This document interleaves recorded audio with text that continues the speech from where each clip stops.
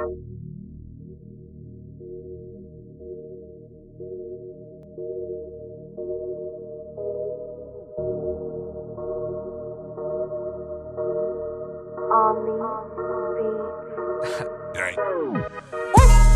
feeling myself a little too much.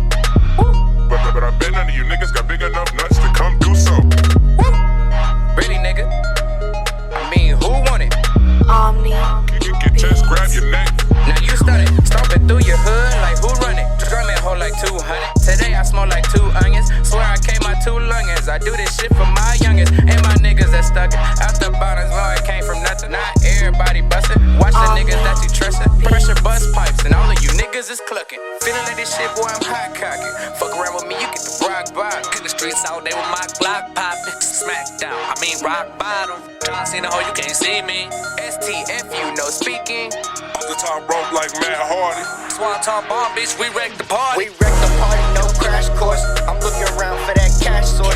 Running up is an ugly choice. We're throwing heavy hands, them Dudley boys. That rock bottom, that's smackdown. We clench the money, keep it latched down. Your pockets quiet, making cat sounds. You a pussy boy, you fucking rats now. We wildin' out for a bill or two. So no, bitch, I'm not feeling you. My first ride, and I'm doing it with my first sergeant right here. He came pick me up, help me out, showed me some love on picking my bike up, taking me out for a quick ride. You know.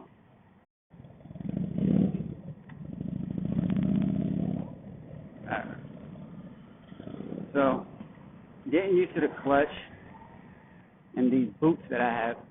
So I'm doing my little break-in period and everything that I have to do. So I won't be going fast at all. Plus, I don't want to go fast because it's a brand new bike for me. So I'm trying to get to know her. So here she is. Finally, I'm on her. The brand new 2017 Yamaha R6.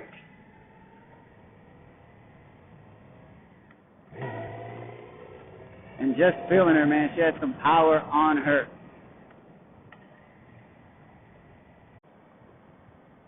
So this right here, where I'm at,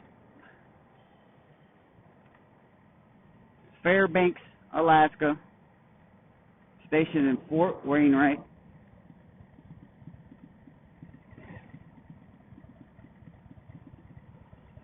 Try to keep about 2 to 3 seconds off my back. Okay. That way you don't have vehicles coming in between us. All right. If I'm going too slow, then I will slow down. I mean, if I'm going too fast and you're falling back, I'll slow down. But if you're too far back, I think I'm going too fast. Okay. Perfect.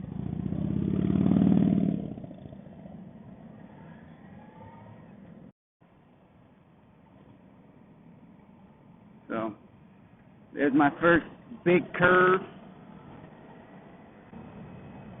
Got the little motorcycle wave. I'm learning it. It's one hand down on your side, clutch hand. You know? Alright, so I'm doing 55 on my baby. Didn't think I'd be doing 55 on my first day. Oh, dropped it down to 40. But, you know, I got to stay within 1 to 3 seconds from my lead rider. He's on I'm not sure what version of a Harley-Davidson he is, but my first sergeant's on a Harley-Davidson.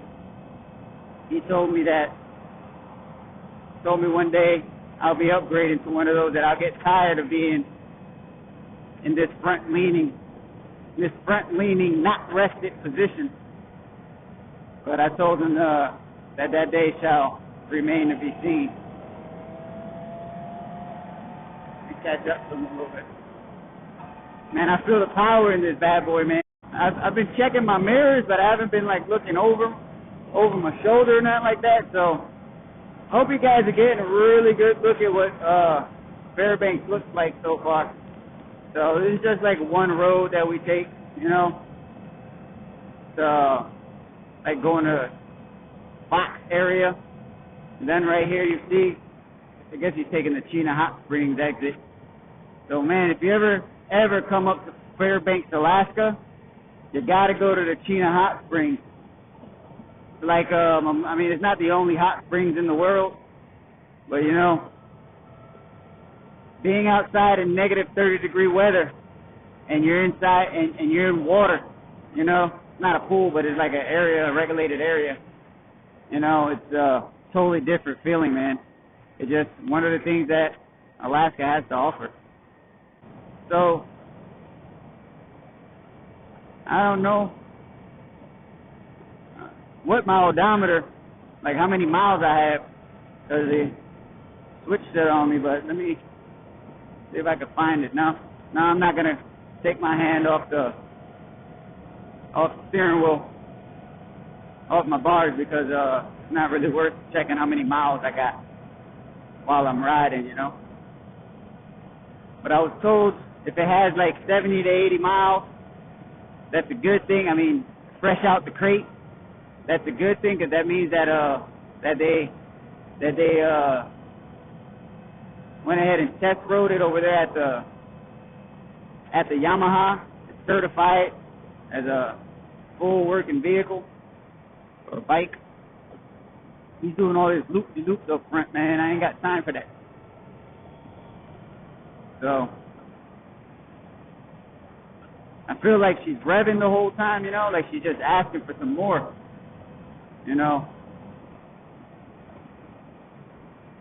But I don't want to give her too much, you know. My wheels are brand new.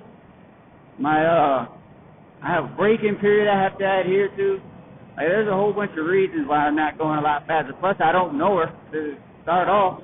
You know, it's like going straight into a female without even knowing her. Sorry I used that analogy. But yeah, you guys take a look at what this place has to offer, man. It's all nature, man. It's all nature driven. It's Alaska, Fort Wainwright, Fairbanks, Alaska, man.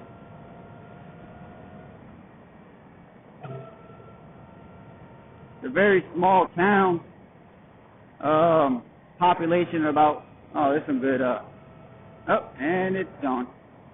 So yeah, population is about 30,000, maybe 32,000 in the whole Fairbanks, and then on top of that, 16,000 is are going to be military. So whether they're dependents, soldiers, children, so half the population in reality are all pretty much it's us, man. Man, I still can't believe it, man. So it's been since I've actually got, I'm gonna say permission, because it's actually what I asked for permission from my wife. So it was a Sunday night. I remember just as clear as day. It's only been 2 weeks, you know what I mean? But I got a bad memory, so 2 weeks for me is a long time. At least for my memory, it is. So I'm laying in my bed with my wife, my lovely wife, and I just said, you know, like, hey, babe, what if I just buy a bike? Because we're going to Germany next, right? So I was like, what if I just buy a bike and use it to go back and forth to work and stay off the Autobahn? And she was like, oh, yeah. And you know, that may not seem like a big deal to most of you guys, but I've been with my wife for 9 years. And all 9 years I've been, you know what, I'll say it, I've been begging her to let me buy a bike.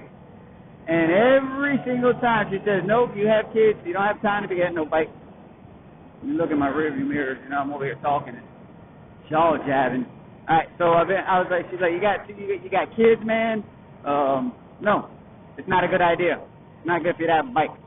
So, and then one day I just sit there and I just ask her, and boom, man, I tell you what, that Monday, the next day, literally, like this whole bike process, and the only reason why it took 2 weeks and a few days is because I had to wait on this bad boy to come in, because I almost bought the 2016 version of the R6. So this is the only reason why it took so long, because I had to wait for her to come in, put together, you know, paperwork and all that good stuff. So I'm telling you, Monday, the next day, we're at the motorcycle dealership, and I'm telling you, I sat on a few of them. She liked them. She said they look good, and I almost got into a 2016 R1, but you know, we decided against it. She wanted me to actually get it though. She just liked the looks of it. And I also like to look for it, but I kind of started YouTubing and stuff, and you'll hear everybody don't start off on a 600. Definitely don't start off on a 1,000. And with all the tips and everything, this looks like it's about to rain on me or something over there. So yeah, with all the tips and all that stuff from everybody, I was like, all right, maybe a 1,000 is not the way to go. So I bumped it down to a 600, but I didn't really want, I felt like I was compromising, I felt like I was compromising because I really like the body of the R1.